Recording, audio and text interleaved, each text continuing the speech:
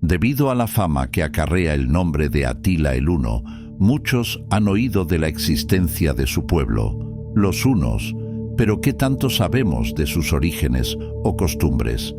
Además, veremos por qué fue el responsable de muchos cambios en la Europa del siglo V. Y es que Atila y los jinetes hunos eran realmente un pueblo verdaderamente devastador.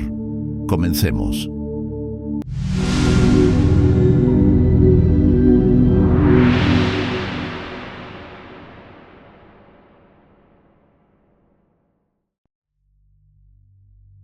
Si de algo son famosas las estepas euroasiáticas, es por contener a la mayor cantidad de tribus de jinetes salvajes que la historia ha podido presenciar. Estas estepas funcionaron como la cuna donde nacieron pueblos legendarios, tales como los escitas, los turcos celestiales y mucho más adelante los mongoles, entre muchos otros. En la zona norte del Mar Caspio, alrededor del siglo II después de Cristo, estaban localizados los pueblos de los hunos. El origen de los hunos es más bien incierto, pero muchos investigadores aún al día de hoy se debaten si acaso se trataban de los Xiongnu, una tribu de bárbaros provenientes de las estepas que antaño atacaban esporádicamente a los chinos y que habían forzado a estos mismos a construir la famosa muralla china durante ese mismo siglo.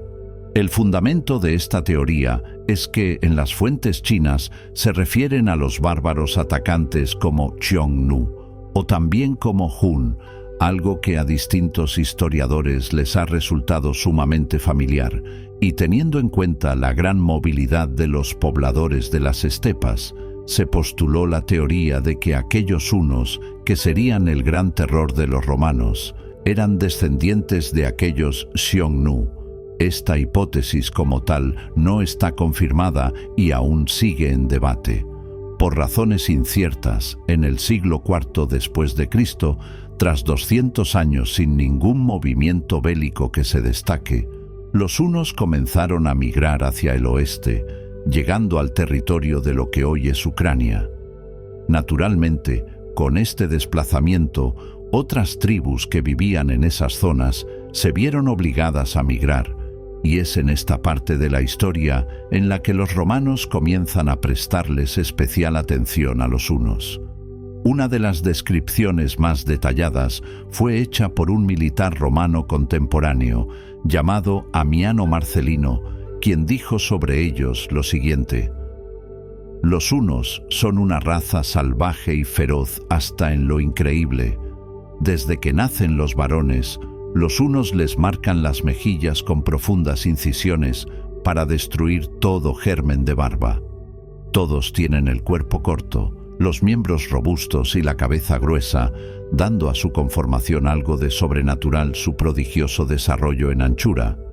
Los hunos no cuecen ni sazonan lo que comen, y se alimentan con raíces silvestres o la carne del primer animal que encuentran. No tienen techo que les cobije. Ninguno de ellos labra la tierra ni toca un arado. Vagan indefinidamente sin casa, ni hogar, ni policía, extraños a toda costumbre sedentaria. Viven en los bosques y las montañas, endurecidos por el hambre, la sed y el frío. Se visten con pieles de ratas y no se las quitan jamás. Se les creería clavados a sus caballos. Atienden todos sus negocios montados, día y noche.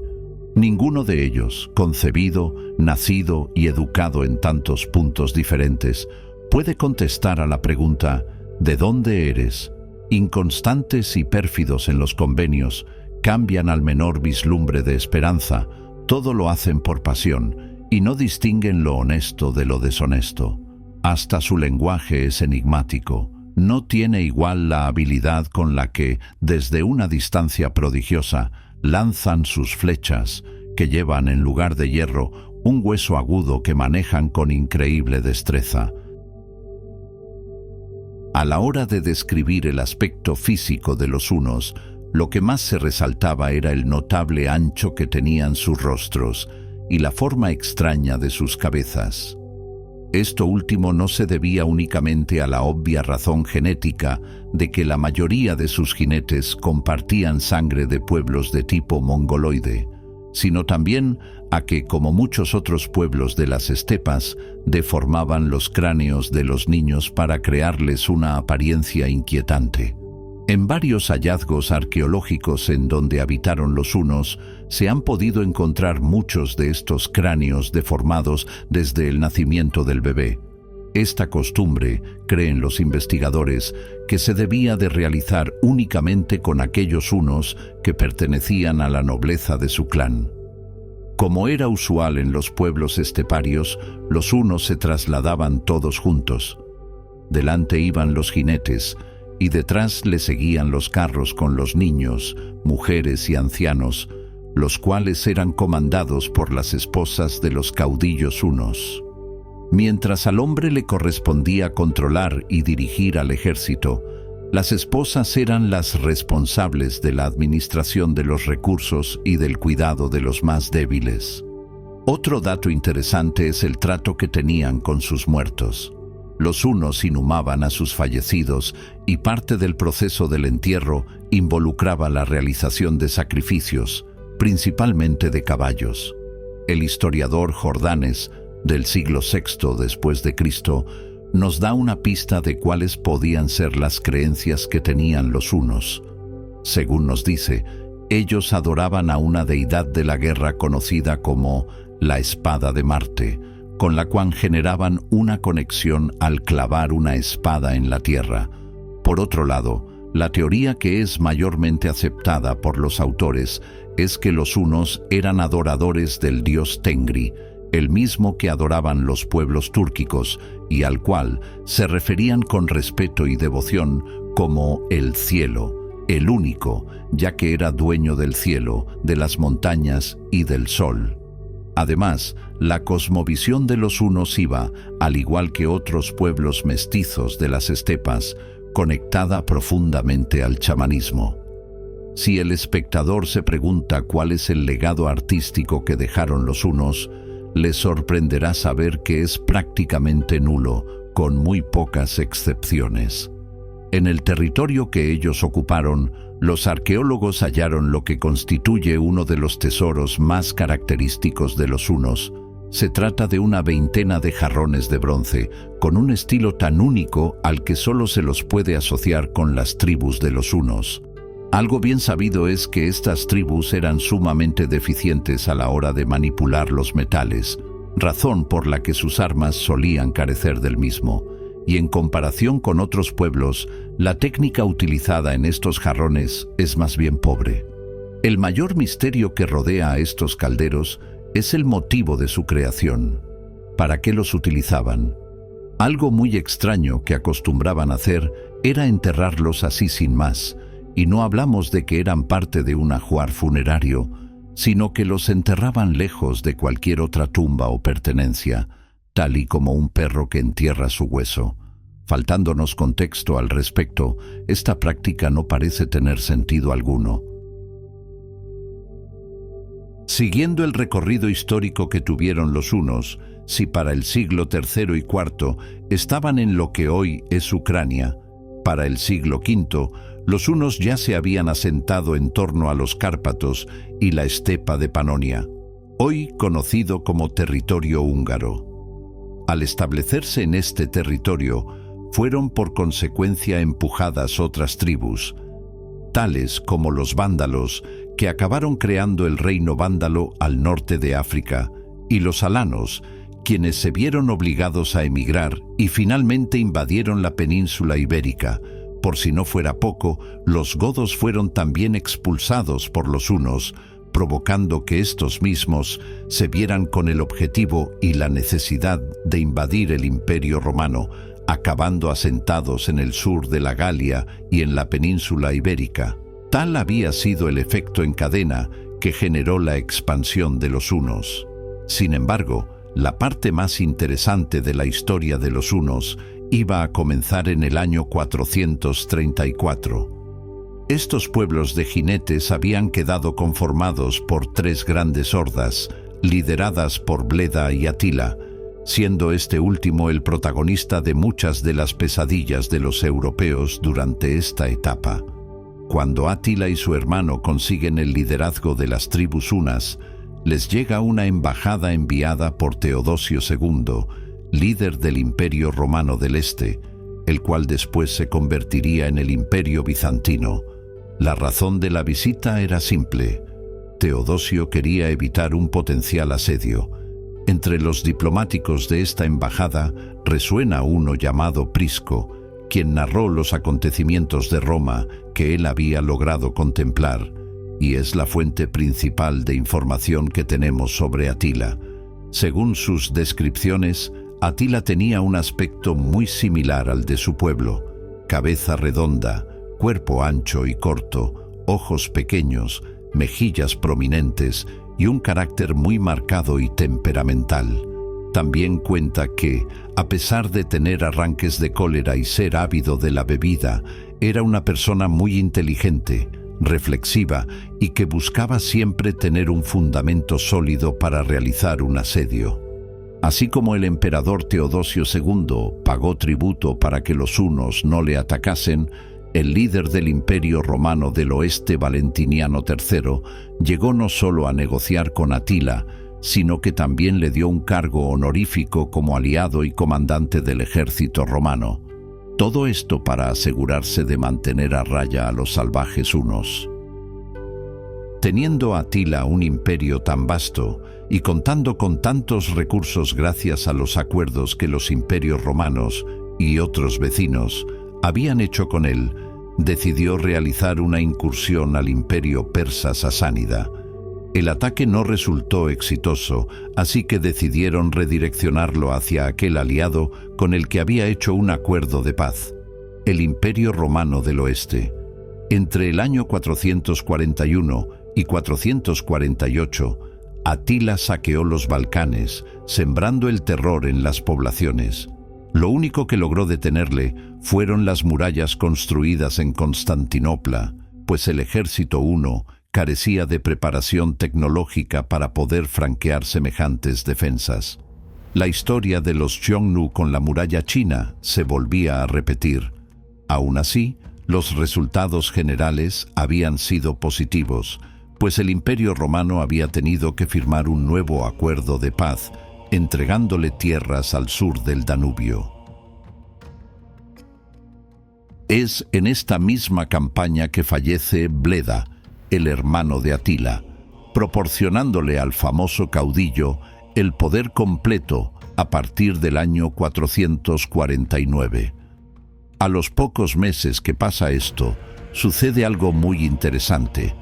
Una embajada comandada por un eunuco le llega a Atila, trayendo un misterioso mensaje, no de un líder romano, sino de una mujer. Se trataba de Honoria, prima del emperador romano de Oriente y hermana de Valentiniano III, el emperador romano de Occidente.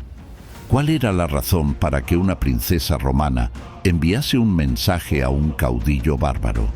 Los autores romanos contemporáneos nos cuentan lo siguiente. Honoria había quedado embarazada con un desconocido fuera del matrimonio, y su familia, para evitar el escándalo que esto podría resultar, decidieron casarla con un senador que estaba dispuesto a encubrir el asunto.